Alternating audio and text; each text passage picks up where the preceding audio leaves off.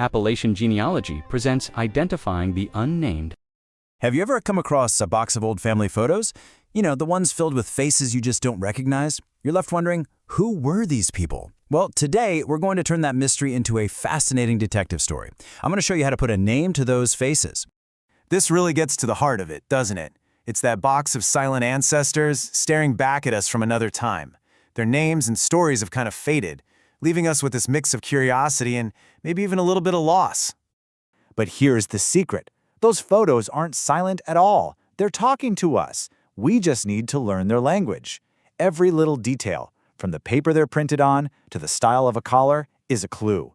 It's a puzzle, and today we're going to show you exactly how to solve it. So, our goal here is to take that box of mysteries and transform it into a documented, living part of your family history. Let's get started. We're going to break this whole investigation down into three main areas. First, we'll look at the physical photograph, the object itself. Second, we're going to analyze the scene within the frame. And third, we'll examine the most important clue of all, the faces. All right, first up, let's decode the photographer's craft. You'd be amazed how many clues the physical photo itself holds. You see, back in the 19th century, photography in Appalachia often came from these incredible traveling artists. These folks would move from town to town with their entire studio in tow. And because they reused all their gear, they left behind a distinct signature. It's almost like a fingerprint. And it's amazing how specific these signatures can be. I mean, take a look here. See that ornate carved chair?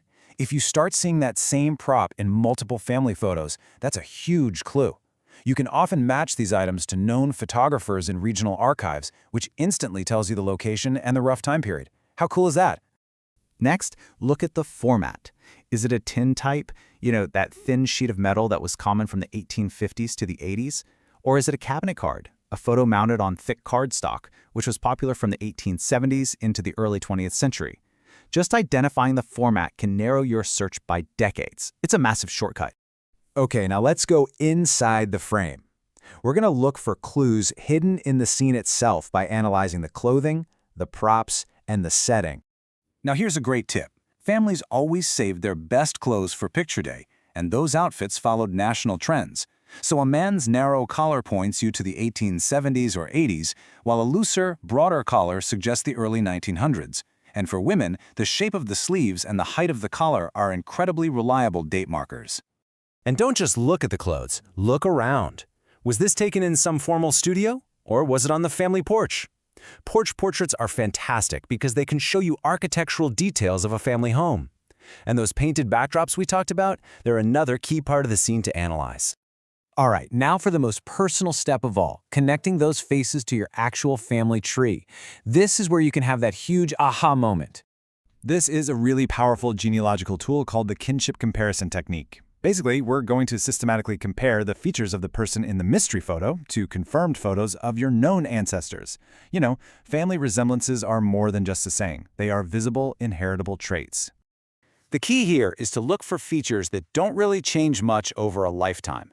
Things like ear shape, hairline, and jaw structure are remarkably consistent, so you can compare the child in your mystery photo to an adult photo of a potential ancestor. You might be completely surprised by the match you find. And this is where it all comes together. Let's look at this case study. A family had a photo of two unknown boys. First, they spotted that unique chair and backdrop, which placed the photo with a specific photographer in the 1880s. Boom! Then, the kinship comparison. The older boy's hairline was a perfect match for a known ancestor, and the younger boy's ears matched his brother. By combining all three techniques, they solved the mystery. So, we've learned all these cool techniques. But why does this stuff actually matter? Well, it's about so much more than just a photograph. Every single time we identify an ancestor, we're not just solving a puzzle. We're actually restoring a piece of our own story. We're rebuilding a bridge to the past, and that makes our own personal history feel more complete, more connected. And beyond our own family, these images are like little time capsules. They're these amazing windows into the lives of Appalachian communities during times of huge change. They show us how people lived, what they valued, and how they wanted to be remembered. By studying them, we really honor their legacy.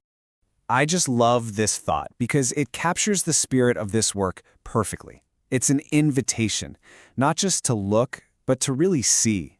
to ask better questions, and to do the rewarding work of weaving your family's story back together, one thread at a time.